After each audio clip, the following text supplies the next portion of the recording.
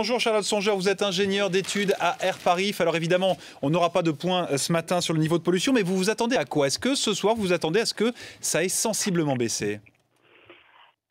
Difficile d'évaluer vraiment la baisse qui pourra avoir lieu, mais dès qu'on va réduire les émissions, on aura un impact positif sur les concentrations. L'ampleur de cette baisse, en revanche, est plus dure à évaluer a priori.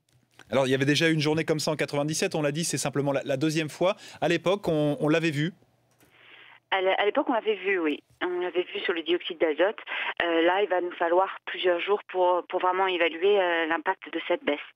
On avait déjà une baisse due aux conditions météorologiques et maintenant la baisse due aux conditions de baisse d'émissions. Il faudra évaluer ça dans les jours qui viennent. D'une façon plus générale, est-ce que ce matin, l'air qu'on respire en région Île-de-France est de meilleure qualité que celui qu'on avait en fin de semaine dernière? Oui, déjà depuis ce week-end, on a eu une légère amélioration. On prévoit là dans les heures qui viennent une inversion de température, donc c'est-à-dire que l'air chaud en altitude va bloquer vraiment la dispersion des émissions au niveau du sol. Donc dans les heures à venir, les conditions météo vont un petit peu se dégrader pour la pollution et donc pour les concentrations de particules. Donc on prévoit quand même un dépassement du seuil d'information pour aujourd'hui. Et donc juste déjà en premier lieu avec les conditions météorologiques.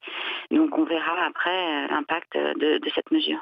Alors Charlotte Songeur, il y a une question que se posent tous les gens qui ce matin notamment sont équipés de voitures Perse. C'est vraiment la voiture qui est responsable de cette pollution en ce moment?